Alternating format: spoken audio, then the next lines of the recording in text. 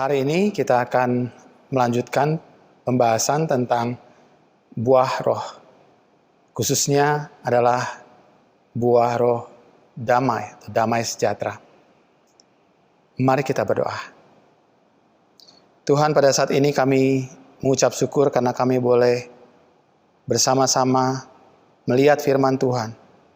Dan kami percaya bahwa ada rencana Tuhan di tengah pandemi ini untuk kami belajar tentang buah roh, dan hari ini khususnya tentang damai atau damai sejahtera daripada Allah.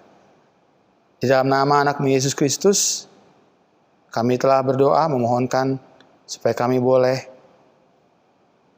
menerima firman Tuhan dan menjadi pelaku firman Tuhan. Amin. Saya ingin kita berimajinasi sejenak. Seperti apakah Anda menggambarkan kedamaian? Saya membaca sebuah kisah di mana seorang guru meminta beberapa siswa untuk melakukan hal yang sama, yaitu menggambarkan kedamaian. Seorang siswa menggambar sebuah bidang besar, yang lain menggambar matahari terbenam. Seorang yang lain menggambarkan suasana pantai dan pegunungan. Tapi seorang siswa yang satunya menggambar sebuah air terjun besar yang mengamuk. Dengan air yang sangat banyak jatuh dari atas menghantam bebatuan di bawah. Apakah itu kedengarannya damai bagi Anda? Yang membuat gambar damai itu adalah bahwa di atas air terjun ada seekor burung yang tertidur lelap di sebatang pohon yang terbentang dan menjadi sarangnya. Meskipun ada bahaya di bawah, burung itu tahu dia aman di cabang pohon yang menahannya. Dia merasa damai. Ilustrasi di atas menggambarkan betapa kedamaian itu hadir bukan di tengah tenang, namun di tengah keadaan yang tidak tampak tenang atau menenangkan. Kristus harus berkorban untuk mewujudkan pendamaian bagi kita. Ia melakukannya di tengah fitnahan, kecaman, penghinaan, penyiksaan, bahkan penyalipan. Disitulah kasih membawa kedamaian. Kita kembali membaca tentang buah roh. Kita sudah menelusuri bahwa kasih itu mengatasi ketakutan. Itu yang terjadi saat kasihnya membebaskan kita dari rasa takut akan kematian karena kebangkitannya. Kasih membawa sukacita. Itu minggu lalu. Itu yang dimaksudkan saat kehadirannya bagi kita disambut sebagai berita sukacita. Hari ini kita belajar tentang kasih yang membawa kedamaian. Karena tanpa kasih melalui pengorbanannya, maka tidak ada pendamaian antara kita dengan Allah. Dan kemampuan untuk mewujud nyatakan pendamaian, bahkan perdamaian antar sesama. Karena itu kita belajar hari ini tentang buah roh, yaitu kedamaian itu, yang tidak dapat dipisahkan dengan kasih Allah itu sendiri. Surat Paulus kepada jemaat Galatia mengungkapkan kepada kita 3 pokok penting tentang kedamaian. Pertama, kedamaian itu berasal dari Allah. Kedua, kedamaian hadir saat kita menjadi ciptaan baru. Ketiga, kedamaian itu dihasilkan dengan hidup oleh roh. Kedamaian itu berasal dari Allah. Galatia 1 ayat 3 dikatakan, kasih karunia menyertai kamu dan damai sejahtera dari Allah Bapa kita dan dari Tuhan Yesus Kristus. Damai, irin dalam bahasa Yunaninya, berarti untuk digabungkan atau diikat bersama apa yang telah terpisahkan. Secara harfiah menggambarkan ikatan atau penggabungan bersama dari apa yang telah dipisahkan, terbagi, terputus, dengan demikian menetapkan agar menjadi satu lagi. Oleh karena itu, pendamaian adalah kebalikan dari perpecahan atau pertikaian. Kedamaian sebagai kondisi kerukunan dan harmoni adalah kebalikan dari perang. Damai itu tidak ada sejak manusia jatuh dalam dosa. Ada perseteruan antara manusia dengan Allah akibat ketidaktaatan manusia kepadanya. Perseteruan itu juga berdampak pada hubungan antara sesama manusia, Adam dengan Hawa yang saling menyalahkan. Tidak heran dampak dosa itu pun begitu terasa ketika masih ada orang yang memusuhi orang-orang yang terinfeksi COVID-19. Ada stigma baik terhadap penderita, keluarga, gereja, kelompok, bahkan etnis Tionghoa. Dosa yang membawa permusuhan dan ketidakdamaian itu. Karena itu, damai paling utama adalah kondisi rekonsiliasi dengan Allah. Kondisi pendamaian dengan Allah sebagai akibat seseorang menempatkan iman pada Injil. Injil di mana firman yang diberitakan dan memberitakan damai sejahtera oleh Yesus Kristus yang adalah Tuhan dari semua orang. Yesus memulihkan hubungan sepenuhnya dan seutuhnya dengan Sang Pencipta. Itulah damai yang dihadirkan olehnya saat mempersatukan kedua belah pihak dan yang telah merubuhkan tembok pemisah, yaitu perseteruan, sebab dengan matinya sebagai manusia di atas kayu salib. Yesus sendiri adalah iring damai kita itu. Kegagalan kita untuk terus-menerus merasakan damai adalah karena kita belum sungguh mengakui bahwa kedamaian itu berasal dari Allah. Kita masih berharap dan merasakan kedamaian itu berasal dari hal-hal yang kita inginkan dan dapatkan. Kedamaian menjadi hal yang masih dicari oleh manusia, dan sekalipun Yesus sudah mengatakan, damai sejahtera kutinggalkan bagimu, damai sejahtera kuberikan kepadamu, dan apa yang kuberikan tidak seperti yang diberikan oleh dunia kepadamu.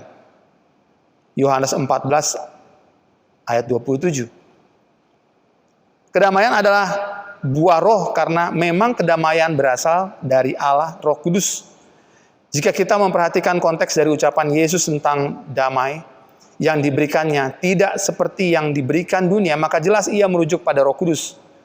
Di ayat 25 sampai 26 dinyatakan, semuanya itu kukatakan kepadamu selagi aku berada bersama-sama dengan kamu. Tetapi penghibur yaitu Roh Kudus yang akan diutus oleh Bapa dalam namaku, dialah yang akan mengajarkan segala sesuatu kepadamu dan akan mengingatkan kamu akan semua yang telah kukatakan kepadamu. Artinya, kedamaian kita rasakan dalam keadaan Yesus melalui rohnya bersama-sama dengan kita. Karena itu kedamaian bukan ditentukan oleh keadaan ada atau tidak ada corona. Sang penghibur, konselor, advokat, penyokong kita ada bersama-sama dengan kita. Sebagaimana Yesus bersama dengan muridnya. Kalau kita merasakan damai karena keadaan dan tidak ada corona, maka itu bukan kedamaian sejati.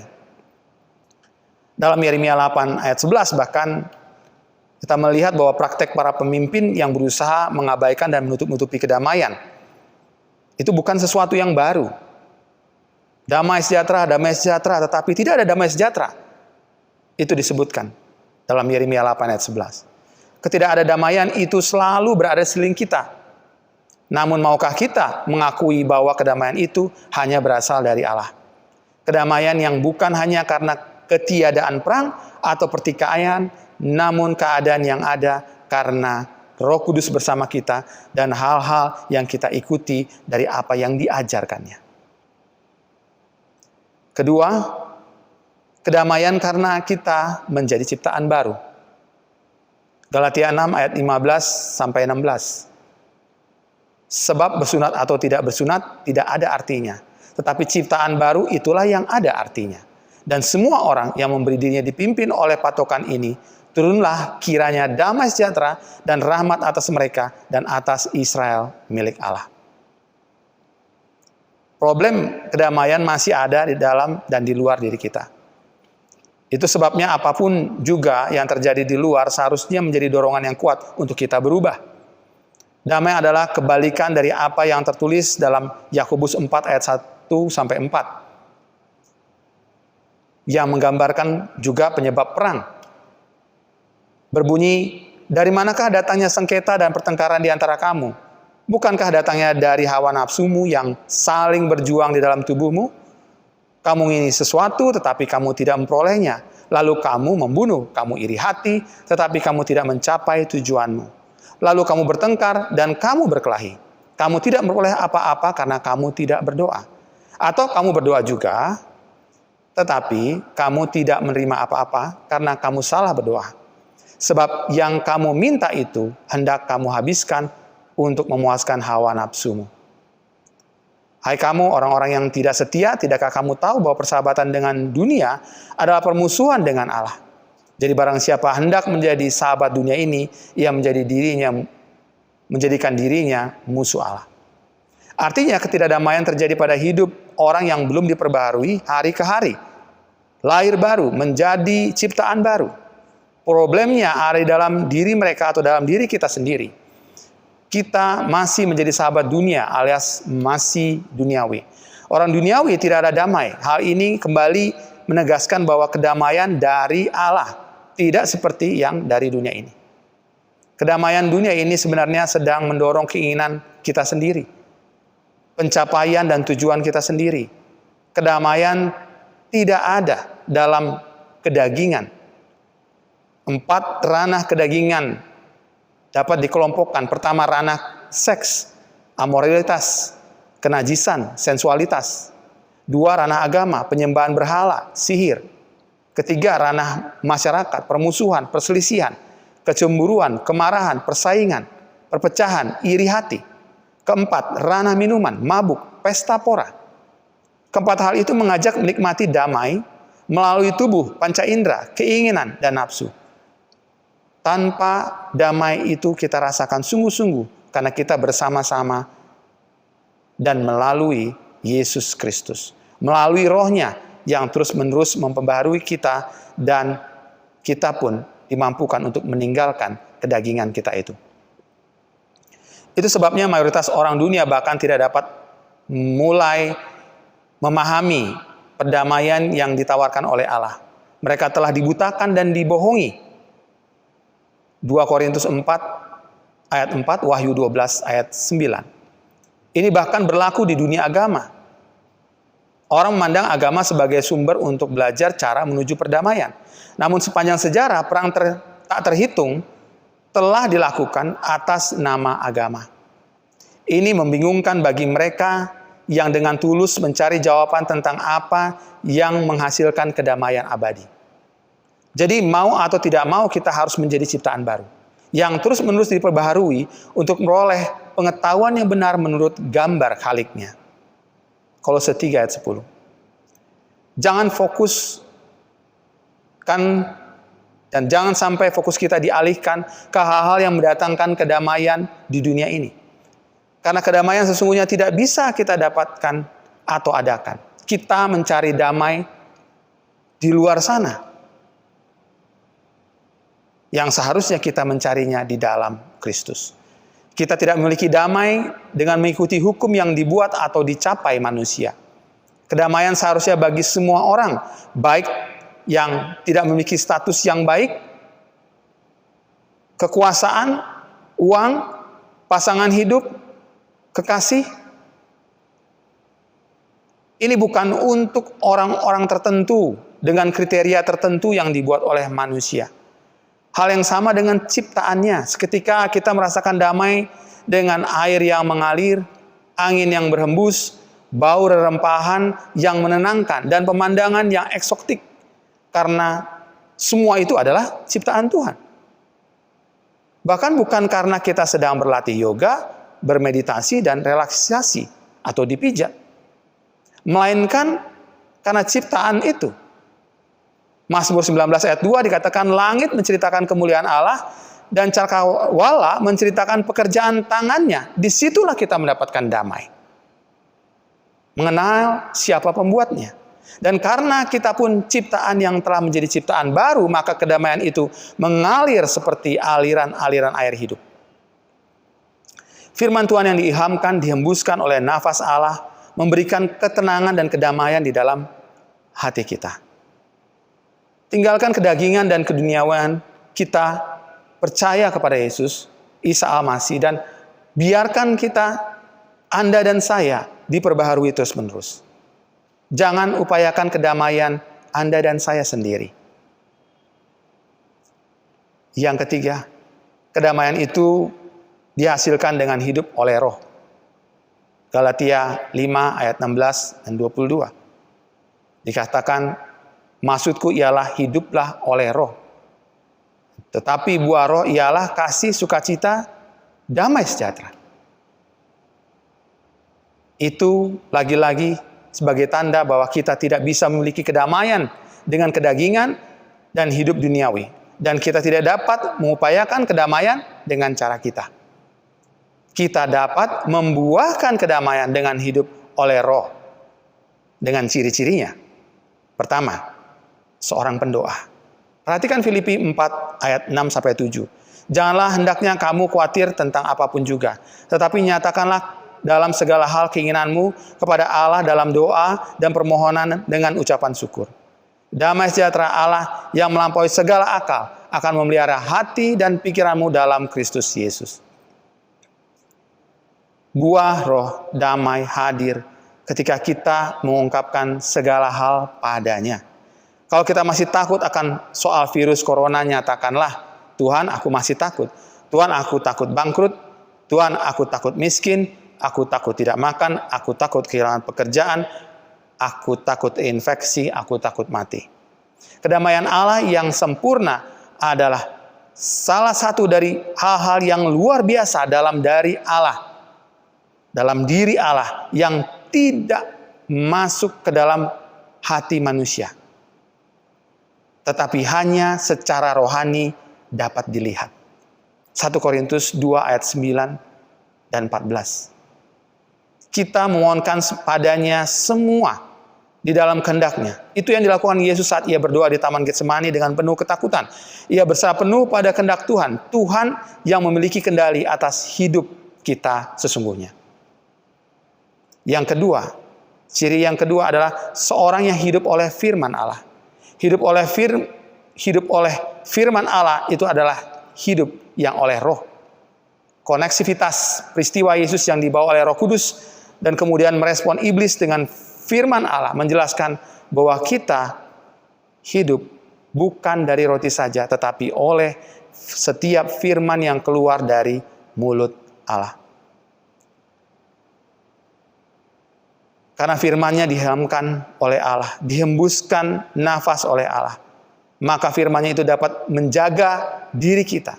Kita dijaga untuk memikirkan semua yang benar, semua yang mulia, semua yang adil, semua yang suci, semua yang manis, semua yang sedap didengar, semua yang disebut kebajikan dan patut dipuji. Kemudian bukan saja apa yang dipikirkan, namun juga dilakukan yang sesuai dengan firman. Hidup oleh roh adalah hidup untuk melakukan apa yang telah diajarkan dan diperintahkan olehnya. Paulus mengatakan kepada jemaat di Filipi, apa yang telah kamu pelajari, dan apa yang telah kamu terima, dan apa yang telah kamu dengar, dan apa yang telah kamu lihat padaku, lakukanlah itu. Maka Allah sumber damai sejahtera akan menyertai kamu. Hal yang sejalan dengan Filipi, yaitu Yohanes 14 ayat 26 menyatakan kepada kita bahwa kedamaian itu ada melalui hidup kita yang mau diajar dan belajar dari Roh Kudus. Artinya kedamaian ada dari ketaatan kita pada apa yang diajarkannya melalui firman-Nya dan roh-Nya. Dinyatakan Roh Kudus yang akan diutus oleh Bapa dalam namaku, Dia yang akan mengajarkan segala sesuatu kepadamu dan akan mengingatkan kamu akan semua yang telah kukatakan kepadamu. Kita mengalami damai sejahtera itu karena ketaatan kita pada apa yang diajarkan, diingatkan, dikatakan Yesus melalui roh dan firman-Nya kepada kita.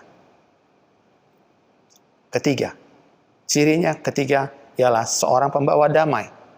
Damai digunakan sebagai salam perjumpaan atau perpisahan yang sesuai dengan bahasa Ibrani, shalom, damai untukmu.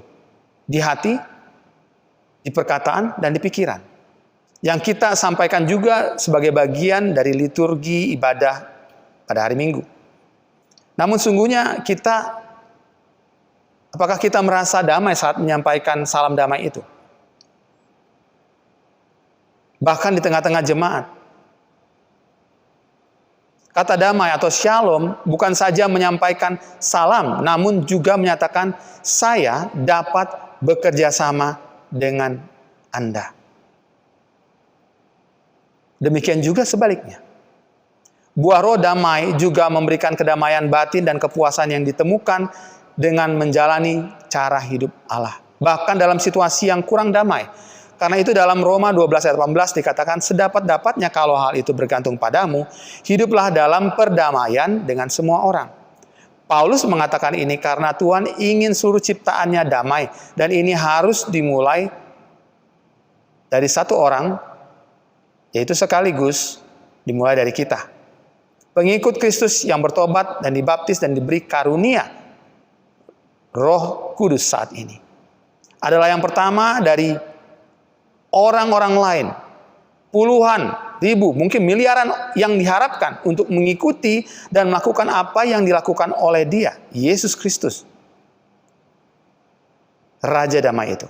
Itu sebabnya jika kita atau orang bertanya mengapa Yesus tidak berbantah ataupun melawan saat dituduhkan, dicaci, dipukul, dan disalibkan sebagai tanda kedamaian yang ada di dalam dirinya. Kedamaian dalam diri yang bukan karena ketiadaan perang, perselisihan, dan permusuhan. Kedamaian yang seharusnya ada di tengah kita saat melalui berbagai hal. Dan tetap kita membawa damai bagi sekitar kita. Kedatangan kerajaan Allah akan terjadi dalam damai. Dan kita ikut mendapatkan bagian di dalamnya. Sehingga kita perlu mendemonstrasikan hal ini. Hal ini dinyatakan sendiri oleh Yesus ketika Ia mengatakan berbahagialah orang yang membawa damai karena mereka akan disebut anak-anak Allah. Jadi kalau kita bagian dari anak-anak Allah, dari kerajaan Allah, maka damai dimulai dari diri kita. Saat ini di tengah konflik, perseteruan, tudingan virus corona, kita diminta untuk membawa damai dengan berusaha memelihara kesatuan roh, ikatan damai sejahtera, kerendahan hati, kelemah lembutan, sabar, dan kasih dalam hal saling membantu. Jangan lanjutkan percakapan yang tidak terkendali. Kita tidak dapat mengubah pikiran orang lain tentang hal-hal tertentu dan di waktu tertentu. Damai mengetahui bahwa campur tangan Tuhan mungkin diperlukan untuk mengubah pemikiran seseorang, termasuk pemikiran kita sendiri. Tampillah sebagai orang yang tenang dan secara penuh menerima apapun yang Anda dan saya alami. Orang lain mungkin bertengkar atau mengatakan hal-hal yang menghina, cemburu, karena kecemburuan, karena kesombongan. Tetapi kita harus membangun, mendorong, dan berjalan menjauh dari situasi berhadapan-hadapan yang tidak perlu. Tetap lakukan yang baik, walau kita tidak diperlakukan dengan baik. Mari, buktikan hidupmu dan hidup saya yang dipenuhi oleh Roh dalam damai sejahtera, yang melampaui segala akal dan yang memelihara hati dan pikiran kita dalam Kristus Yesus. Amin. Tuhan, pada saat ini kami mau menyerahkan kehidupan kami sepenuhnya, karena kami tahu Tuhan bahwa sumber damai itu adalah Engkau. Roh Kudus pimpin kami untuk kami terus-menerus memiliki damai dan tidak mengandalkan diri kami sendiri dan mencari kedamaian di luar daripada Engkau. Untuk kami ya Tuhan selalu diperbaharui sehingga kedagingan, keduniawian sungguh-sungguh kami tinggalkan. Dan ajar kami juga ya Tuhan untuk kami boleh menjadi pembawa damai. Untuk kami sungguh-sungguh ya Tuhan mendatangkan damai di tengah kesulitan, di tengah pandemi ini. Damai Kristus yang bekerja dalam hidup kami. Bekerja juga bagi orang-orang ketika kami membawakannya. Roh Kudus, tolong kami. Dalam nama anak-Mu Yesus Kristus kami telah berdoa. Amin.